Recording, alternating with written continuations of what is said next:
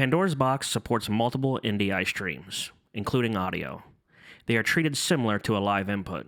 In your assets tree, go to Live Inputs, NDI Stream, and drag the correct stream into your project. In your inspector, you can see the metadata from this stream.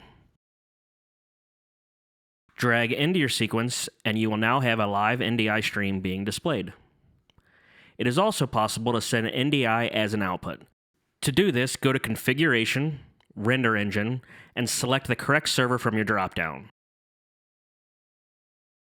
This is where you add a virtual adapter.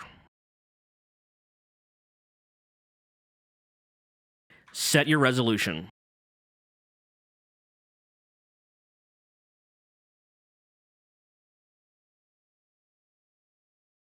You are able to send a mirror of your output over NDI, or send an output over NDI only.